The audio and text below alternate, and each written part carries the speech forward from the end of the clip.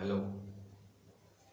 Now today is the topic arithmetic and geometric progression for the class 10th.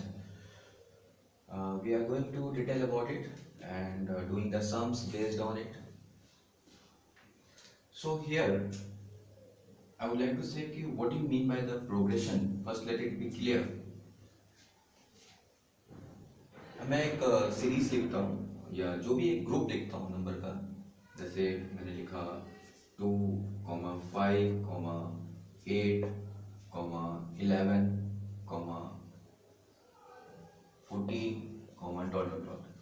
तो ये मैंने कुछ एक सीरीज ऐसे लिख दिया और मैंने यहाँ पे एक और भी सीरीज लिखा, जैसे अगर मैंने लिखा यहाँ पे 100, 97, 94, 91, 88, डॉट डॉट डॉट। और कुछ एक और लिखा जैसे कि 4, 8, 3, 1, 9, 10, डॉट डॉट डॉट। ये 3 ग्रुप हमने लिखा है और इसको हम ऑब्जर्व करते हैं कि 3 ग्रुप की में थोड़ा सा पैटर्न देखना पड़ेगा कि क्या होता है। तो मैंने पहले वाले ग्रुप को पैटर्न में देखा, तो देखो आप कि इसमें 2 में आप क्या कुछ करते हो कि 5 आए, तो मैंने कहा ठीक है +3 करते हैं तो 5 आता है। और फिर सेकंड वाले में जब हमने +3 फिर किया तो 8 आ गया, 8 में +3 फिर किया तो 11 आ गया, 11 में +3 फिर किया तो 14 आ गया। तो मुझे एक पैटर्न मिल गया कि हर एक एलिमेंट इसका या हर एक मेंबर इस ग्रुप का हमको एडिंग 3 किया तो नेक्स्ट नंबर मिल जा रहा है। तो एक सर्टेन पैटर्न की तरह ये पूरी ग्रुप फॉलो कर रही है। और यहाँ पे हमने देखा इस वाले में, तो हमने देखा कि 100 से 97 आने में -3 किया, फिर 97 से 94 आने पे फिर -3 किया, 94 से 91 आने पे फिर -3 किया। और ये भी एक सर्टेन पैटर्न दे रहा है जिसमें कि we are getting the next term, है ना, by subtracting the 3 in the previous term. So we are having a certain pattern over here. और यहाँ पे अगर हमने बात किया तो यहाँ देखो आप 4 से 8 आए, फिर 8 से 3 आए, 3 से 1 आए, 1 से 9 आए, तो आपको कोई सर्टेन पैटर्न इसमें नहीं दिखा। तो ये सारे जो ग्रुप हमने नंबर्स में लिखे हैं जिसमें आपको सर्टेन कुछ पैटर्न मिलता है, तो वो कहलाता है प्रोग्रेशन।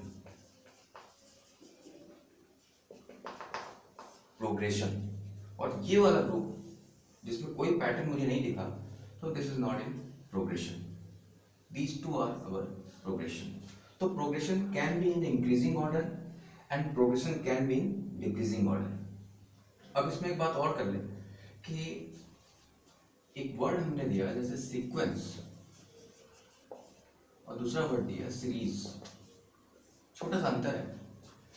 जब प्रोग्रेशन आपको दिखे और विदाउट ऑपरेशन लिखे, कॉमा लगे, सेपरेटेड बाय कॉमास है, तो ये हो गया आपका सीक्वेंस या प्रोग्रेशन बोलिए, सीक्वेंस बोलिए, बात एक ही। और अगर हमने इसी सीक्वेंस को कुछ ऑपरेटर लगा दिया 2 + 5 + 8 + 11 + 14 इस तरह से कुछ लिखा, तो ये प्रोग्रेशन अब हमारा सीरीज का है। एक छोटा सा डिफरेंस है, जब ऑपरेटर आप लगा दो तो वो सीरीज में बन जाता है, और बिना ऑपरेटर के सेपरेट बाय कॉमास लिखो तो वो सीक्वेंस कहलाता है। तो एक जनरल में हम बोलते हैं इसको प्रोग्रेशन कहलाता है। तो प्रोग्रेशन की मीनिंग यही हुई कि we are getting the certain pattern in every terms. We can get the next term, just do something in the previous consecutive term. So this is called the progression. And then after I am talking about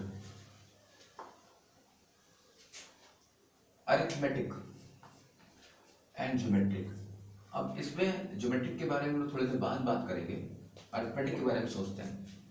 एक simple number का pattern जैसा भी हमने बनाया था यहाँ पे 2, 5, 8, 11, 14, dot dot. तो इसमें अगर हमने देखा कि ये प्रोग्रेशन तो ठीक है, पैटर्न मिल गया है मुझे, क्योंकि adding 3 we are getting the next number everywhere. So ये अरिथमेटिक प्रोग्रेशन कहलाएगा कि नहीं? तो अरिथमेटिक का मतलब यही होता है कि जब यू ऐड समथिंग और द सब्ट्रैक्ट समथिंग, मतलब मैं इसको कह देता हूँ कि प्लस या माइनस करने पे जब आपको कोई सीक्वेंस मिलता है तो मैं उसको अरिथमेटिक में ले जाता हूँ।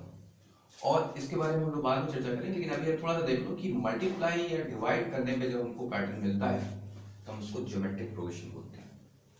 तो हम लोग का अरिथमेटिक प्रोग्रेशन ये हुआ क्योंकि हमने एडिंग 3 किया, तो ये अरिथमेटिक प्रोग्रेशन है। या अगर आप इसको कुछ इस तरह से लिख दो, जैसा हमने पहले लिखा था कुछ इस तरह से, है ना, तो इसमें हमने -3 किया है, तो भी ये मेरा अरिथमेटिक प्रोग्रेशन है। तो अरिथमेटिक की मीनिंग बस इतनी है कि आप ऐड करो, सब्ट्रैक्ट करो, एक सर्टेन पैटर्न आपको मिलता जाता है, तो that is called the arithmetic progression. अब इस केस में जैसे मैंने कोई एक सीरीज लिखा कि सपोज उस अरिथमेटिक प्रोग्रेशन की एक सीरीज लिखना चाहते हैं कि पहला टर्म उसका ए है, और हम एक डिफरेंस लेते हैं जैसे कि डी नाम का डिफरेंस। जैसे अगर आपको थोड़ा सा और अच्छे से समझा दें कि जैसे हमने यहाँ लिखा ना 2, 5 और फिर 8 फिर 11 इस तरह से कुछ लिखा है, तो 2, 5, 8, 11 इस तरह से कुछ लिखा है। मैंने कहा भाई यहाँ पे 5 - 2 डिफरेंस आया 3 का। एक बात ध्यान दीजिएगा, मतलब आगे वाला टर्म माइनस पहले वाले टर्म, ये ध्यान देना है। 2 - 5 नहीं करना है, ओके। 5 - 2, तो यहाँ पे डिफरेंस आया 3। इन दोनों का डिफरेंस क्या आया 8 - 5 दैट इज 3। इन दोनों का डिफरेंस क्या आया 11 - 8 दैट इज 3। तो ये जो डिफरेंसेस हैं कॉमन हो गया, देखिए हर जगह कॉमन है 3 3 3 3 3। तो ये 3 को हमने बोल दिया इस पूरे सीरीज के लिए कॉमन डिफरेंस, और इसको हम लोग अपने चैप्टर में पढ़ेंगे स्मॉल डी के नाम से, common difference. And the first term that is 2 is here you can denote small a। तो small a is the first term we consider and small d is called the common difference. It is a symbol only to just denote and try to solve the questions. For that purpose we are taking the small a and small d. So d is the common difference of the arithmetic progression and a is called the first term of the sequence. So अब इसमें ये बात हुई कि अगर मैंने यहाँ पे बात किया कि एक फर्स्ट टर्म उसका a है और कॉमन डिफरेंस d है, and I would like to write the sequence, तो पहला टर्म तो आप a उठाओगे, है ना। फिर दूसरा टर्म जब उसका आएगा तो उस दूसरे टर्म को आप क्या बोलोगे a + d बोलोगे कि नहीं, आप बताइए। क्योंकि जब आप इसको इसमें से माइनस करेंगे तो कॉमन डिफरेंस हमने क्या माना है d है, तो d आ रहा है a + d - a d, तो a + d हो गया। सेकंड वाला क्या होगा a + 2d, मतलब हम d इसमें ऐड करते जाएं तो नेक्स्ट टर्म मिलता जाएगा। इसमें d ऐड किया तो a + 3d, ऐसे करके करते गए, है ना। इसको जो फर्स्ट टर्म है इसको हम बोलते हैं t1 the first term, t2 right, t3, t4 ऐसे लिखते हैं, first term, second term, third term, fourth term, है ना। और यहाँ पे किसी किसी बुक्स में हम लोग ऐसे भी लिखते हैं a1 is also called the first term. दोनों बात एक ही है, हम लोग यूज करेंगे t1 से, a2 भी कहते हैं, a3 भी कहते हैं, a4 भी कहते हैं। तो t1 बोलो, a1 बोलो, both are the first term of the series. t2, a2 both are the second term of the sequence of the series. तो ये बातें हो गई। अब इसमें एक पैटर्न देखते हैं कि अगर हमने आपसे बात किया कि जैसे मैंने यहाँ पे ये t1 लिखा, फिर t2 लिखा, फिर t3 लिखा, फिर t4 लिखा, तो आपने देखा यहाँ पे कि इसमें अगर देखो यहाँ 2 लिखा हुआ है तो यहाँ पे d का कोएफिशिएंट क्या है 1 है, करेक्ट है। t3 बोला तो t3 में यहाँ d का कोएफिशिएंट क्या है 2 है। t4 बोला तो यहाँ पे d का कोएफिशिएंट क्या है 3 है। अब आपको एक पैटर्न मिला कि जैसे फोर्थ टर्म की बात करते हैं तो d का कोएफिशिएंट 3 है यानी 1 से कम है। थर्ड टर्म की बात करते हैं तो d का कोएफिशिएंट 2 है यानी 1 कम है। तो अगर मैंने ऐसे करके nth टर्म लिखना चाहा, nth टर्म का मतलब tn, तो वहां इसके हिसाब से क्या होगा, देखो अब फर्स्ट टर्म में, सेकंड टर्म में, थर्ड टर्म में, फोर्थ टर्म में a तो सब में वही है, सब में वही a है, तो मैंने यहाँ पे इसको क्या लिख दिया a लिख दिया, और सब में ऐड है प्लस प्लस प्लस प्लस, तो मैंने प्लस लिखा। अच्छा यहाँ पे d का क्वेश्चन क्या था 1 कम, तो यहाँ पे nth टर्म है तो nth टर्म में 1 कम यानी कि n - 1, और फिर क्या d d d, तो d, तो ये हो गया tn। तो यहाँ से हमने एक फॉर्मूला डिराइव कर लिया कि tn = a + n - 1 d। This is our nth term of a sequence. nth term का मतलब कि n नाम की सीट पे कौन बैठा है, दैट इज कॉल्ड tn। जैसे हमने कहा ना कि मैंने कहा कि जैसे मान लो कि मैंने एग्जांपल में लिया कि थर्ड टर्म इज 40, ऐसा बोला मैंने एक लैंग्वेज में, थर्ड टर्म इज 40।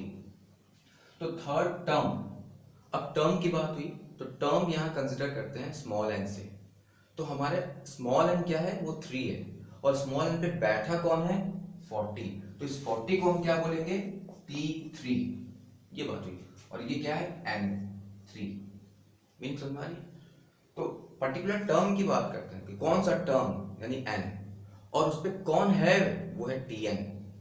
तो N और Tn में अंतर ये हो गया, अगर N बोलते हैं Tn बोलते हैं तो nth नाम की सीट पे Tn नाम का बंदा बैठ गया है, तो Tn ये हुआ, N ये हुआ।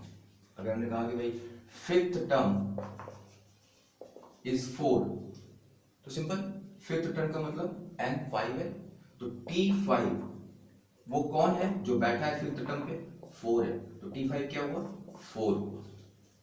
थोड़ा सा ये अंतर समझ लीजिएगा, है ना। उसके बाद फिर हम लोग थोड़ा सा क्वेश्चन करते हैं।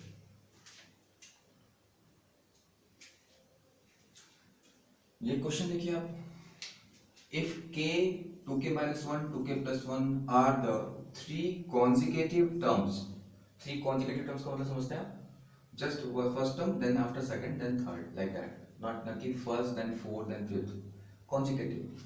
तो three consecutive terms of an AP, आपने इन्फॉर्म कर दिया है कि वो जो तीनों ये टर्म है ये तीनों consecutive भी हैं और AP बना रहे हैं, AP means arithmetic progression। then find the value of k। अच्छा, एपी का दिमाग में आते ही, अर्थमेटिक प्रोग्रेशन की बात आते ही मुझे ये बात तो क्लियर है कि कॉमन डिफरेंस हमेशा सेम रहेगा, है कि नहीं। जैसे अगर इसमें तीन टर्म है, जैसे T1 T2 T3, ये तीन टर्म है, कॉन्जुगेटिव टर्म है, फर्स्ट सेकंड थर्ड टर्म, तो इसमें कॉमन डिफरेंस अगर इससे इसके हेल्प से निकालें तो कैसे निकालते हैं, T2 माइनस T1, बाद बदल माइनस, जस्ट पहला वाला, ये कॉमन डिफरेंस D। और ये इसका अगर निकालें तो कैसे निकालेंगे, T3 minus T2, third term minus second term. और यही कॉमन डिफरेंस इस सीरीज का है और ये भी कॉमन डिफरेंस इस पूरी सीरीज का है या सीक्वेंस का है, तो दोनों क्या होंगे, बराबर होंगे, तो कॉमन डिफरेंस इज सेम। वो बोला है according to the question, see are the three conjugative terms of an AP, then find the value of K. तो जब तीनों टर्म हमारे कॉन्जुगेटिव टर्म्स नहीं है तो कॉमन डिफरेंस तो हमेशा ही सेम होना है, अननोन। मतलब आपको कुछ निकालने की या शो करने की जरूरत नहीं है कि हम क्या चेक करें, चेक आप कर ही नहीं सकते, वो तो बोल ही रखा है कि वो एपी में है, तो हम मान के चलेंगे अगर एपी में है तो कॉमन डिफरेंस हम मान के चलेंगे कि वो सेम है। तो common difference T2 minus T1 is equal to T3 minus T2। अब यहाँ से देखो कि सेकंड टर्म हमारा कौन है, ये है, तो मैंने यहाँ सेकंड टर्म लिखा, माइनस T1 फर्स्ट टर्म है k, T3 क्या है third term 2k plus 1 minus T2 क्या है 2k minus 1। Just solve it and get the value of k, very simple. तो 2k minus k that is k minus 1 is equal to 2k plus 1 minus 2k, 2k and 2k is cancelled, 1 minus 1 plus 1 2, so k is equal to 2 plus 1, that is k is equal to 3, and this is my answer. Simple, just to find the value of k, that is task to find the value of k, ठीक है। Look at this question, the sum of second and seventh term of an AP is 19 and 16th term is 15 more than the 11th term। फिर से देखिए, the sum of the second and the seventh term of an AP is 19 and 16th term is 15 more than the 11th term। So you have to write the what is the AP, right? AP, right? AP means just you find out which sequence it is, you have to show it, okay, what is the members of that sequence। अच्छा, इसमें एक खास बात यह है कि इस question में या और भी पूरे एपी और जीपी में हम लोग बात करेंगे कि दो चीज बड़ी इंपॉर्टेंट होती है किसी भी सीरीज को या सीक्वेंस को निकालने के लिए, वो होता है स्मॉल ए यानी कि फर्स्ट टर्म और स्मॉल डी यानी कि कॉमन डिफरेंस। मतलब ये दो चीज अगर आपके पास है तो I think you can find any of the arithmetic और द ज्योमेट्रिक सीरीज। तो उसके लिए हम सोचते हैं कि क्या क्या इंफॉर्मेशन है वो देखा जाए।